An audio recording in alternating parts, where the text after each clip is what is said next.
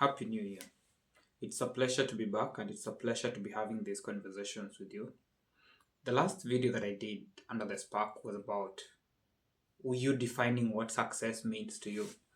Now we're in 2025. I believe we've all had an opportunity to take a break, reflect on our lives, but also most importantly, chart a path on what we expect for ourselves and of ourselves in the coming year 2025, which is a good place to start off. If you've not done so, then I'd encourage that you make some time and just figure out what is it that you want to do for yourself, but also what is it that you're going to invest in you for in the coming year as we move into 2025 and make the best of it. So today the essence of this conversation is sparked by different things that I've been looking into. One in terms of personal learning and personal development areas. On the other end is around finances. And I know I mentioned even in the last video that finances are a critical piece of how we live, what we live within, and how we achieve to get to achieve all the means to what we are working towards. So it's a means to an end. It is not an end in itself. That is finances. But as much as it is, then the question is, how do we get to that particular end, and how do we master our finances in whatever it is that we are doing at the current moment?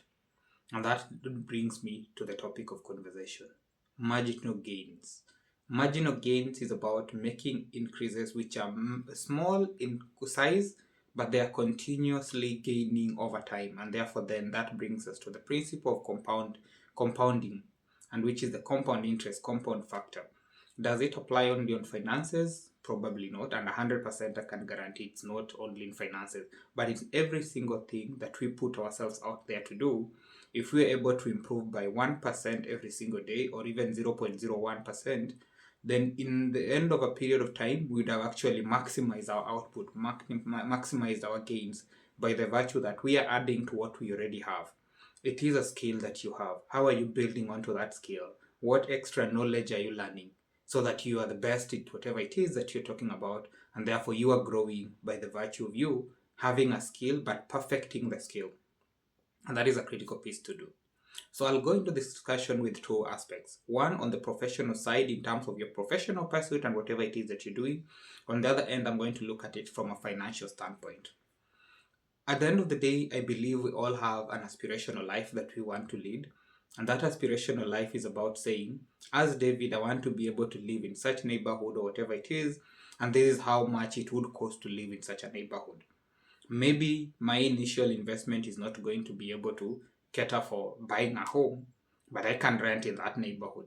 And then the other question that I ask myself is, what are going to be my costs? What is it that is going to be the cost of educating my kids if I'm going to have children? And therefore I can do a tentative budget factoring for inflation and all the economic dynamics that might happen.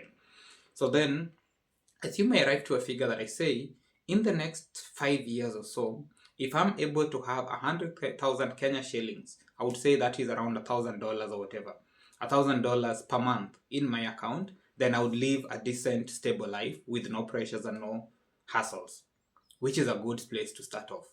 So then I already know that I need $1,000 per month in my account, or 100,000 Kenya shillings, whatever about, it's around 123 now, the conversion rate, in my account coming every month to be able to live a decent life without pressures, without hassles. So how do I achieve that, and what do I need to do to get to that figure? That is where the power of compounding comes into place. And the essence of this is, I remember there's a point I was reading the book, The Psychology of Money.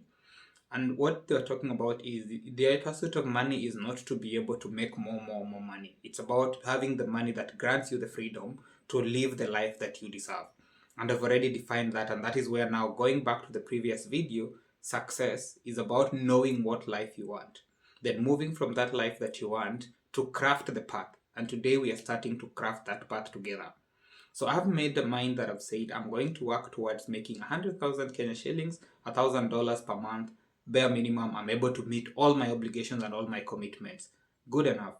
How do I get to that? I need to ask myself, how much am I making at the current moment? Because I have to work to raise the money. And me, when I look at it from a point of compounding, is I have to invest in my skill to get better so that I can earn more money.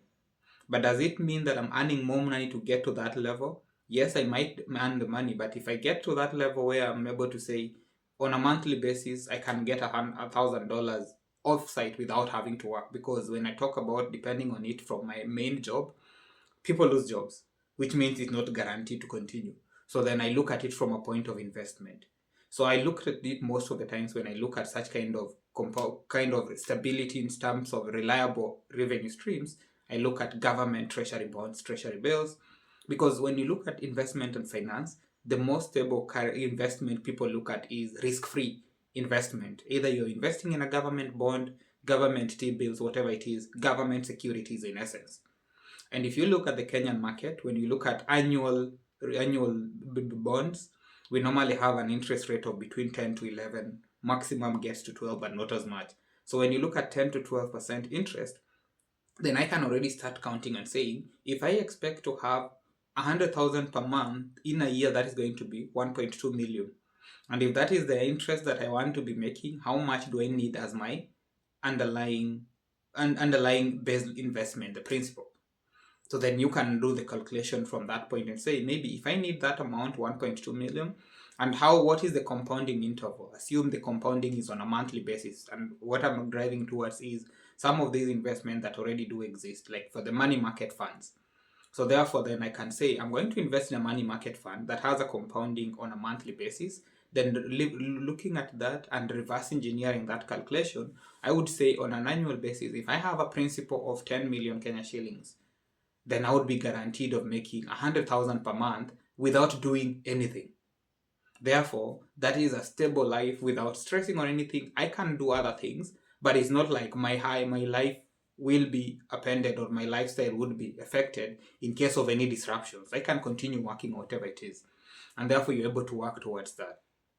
But that is not the ultimate principle of it. The essence of it is to figure out what do you need in your case and what do you need to do. And the other challenge you might be asking yourself, now I know that I need to have 10 million in my investment portfolio. Yes, it is good to have it, but can you make it immediately? Definitely not. But you can work towards it. And working towards it saying, I have today, in this month, I can save 1,000. If you save 1,000, when we look at 10%, or let's say, for example, 12%, because that is now the interest that the money market is trying to show that they are performing better than the government securities, they have that kind of spread and yield that is higher than that. So then you can say, I'm going to invest 1,000 per month, and if 1,000 per month over a year, that is going to be 12,000 as your principal. 10% of it will be 1,200. So meaning every year you'll be making 1,000 or extra. That compounds over time. So then you can continue building on it with marginal increases. In a month, you might be making less than 0.9% interest, but that 0.9 is on the principal. In the subsequent month, it will be on the principal plus the interest that was gained. And therefore, you keep compounding your money towards a particular goal. And I think if you can work from that and see how much do I need to build into that buffer, and how do I calculate for it, and where do I move from there, it would be a critical piece. The essence of it, achieving financial security, is to know what is the goal, how can I compound towards achieving that goal, and what are the numbers behind that goal. Then you're able to work towards it. It's not easy to do it, but it's something that is worthwhile and something that is doable, and it's about clarity of mind and clarity of purpose to achieve it. On the other hand, when I look at it from our careers and our professional trajectories, and the essence of this conversation is from some of the discussion that I've had with people, some of inquiries that I've received as well. And when I look at it in terms of marginal gains in your own professional development, is to ask yourself, what is my unique competitive advantage at the moment? And I would look at myself, I trained as a pharmacist, therefore I have background in pharmacy. But at the same time, from my training in pharmacy, I had the advantage of working in two specific unique areas. I worked in policy, working with an industry sector group. I also worked in a trade association, and ultimately then worked within a pharmaceutical company as a regulatory affairs specialist. Therefore, I understand the regulatory pipeline in drug research and development to the commercialization phase. But also, other than that, I understand the policy that shape the market. So then I can inform company strategies, but I can also engage with the regulators to shape a market for product introduction. Then now, as much as I'm in school, I'm getting the business knowledge to actually drive it, rather than just seeing the regulations for the technicalities and the safeguards for it, is to look at what are the barriers in these regulations, what are the gaps. in making the business make sense, but also how do I make it make sense in an ethical, robust, and sustainable way in the market within which I'm going to operate. So how do we work on marginal gains in that particular context? What additional knowledge and skill set do I need to have?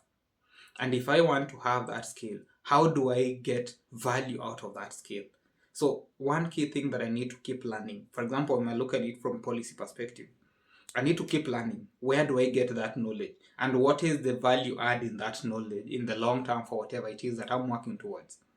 The only way that I'll make value in terms of my professional growth is reading as extensively as possible, but also reading in niche areas that are adding to information that I already have. I have my background knowledge in pharmacy, I have my background experience in policy and regulatory affairs, and now I have knowledge in business. So can I understand market trends?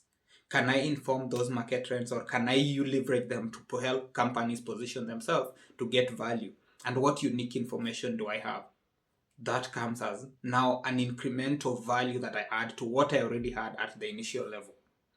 Why did I have to talk about this in terms of being clear, in terms of structuring our lives? Because from the conversation that I've had with most of my young colleagues and young professionals is that we know we have the foundational knowledge. Unemployment is a problem and we're all contending with it. As much as I'm here, I'm also still in that conversation where what am I doing after my studies and where does that career move for me? I'm not clear about that, but I'm hoping I'll be able to get something, and I believe it's possible provided that I'm doing whatever I'm doing. The essence of it is, with all the background information that we have, the knowledge that we have from our undergraduate training, we work so hard to run away from those domains. And running away is that you abandon your domain specialty knowledge. You are a medical doctor, you are a clinician, you are an engineer, an actuarial scientist. But then you go into an area where you are not applying the knowledge, and therefore you are not bringing your competitive advantage. And you're not building on it in terms of gaining your competitive edge over a period of time with the foundational background niche knowledge that you have. That is a failing. And I think it's something that we need to ask ourselves, what additional things can I do?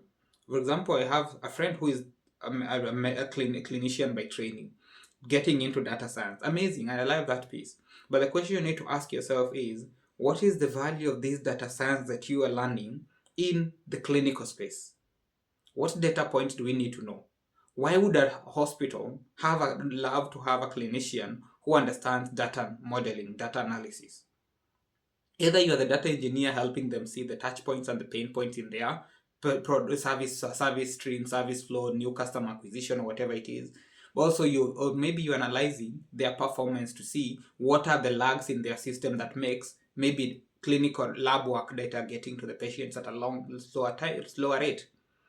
Those are the key pinpoints. Maybe financial flows. Why are they not making money in certain services yet they're offering them? And how can they improve on it? What were customers talking about them? Now you are seeing the additional skill. You have the clinical knowledge, therefore you understand the value chain in the healthcare system. But then with the additional data knowledge that you have, you can put it to use by knowing what key metrics should be monitored in a healthcare clinical setting. And by you having that additional understanding and knowledge, then you can add value to that ecosystem.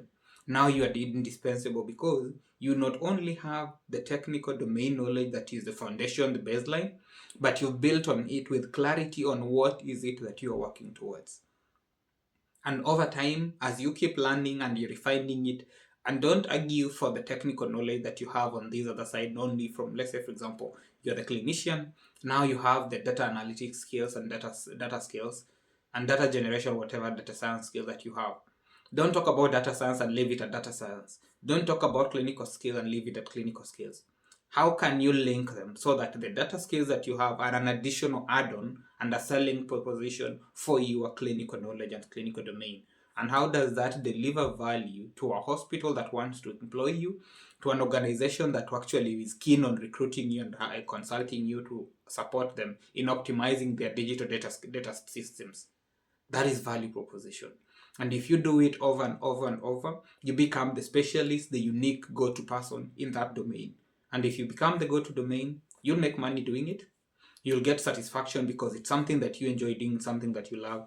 and therefore you're able to create opportunities where there were none, or there was perceived to be no opportunity at that particular moment.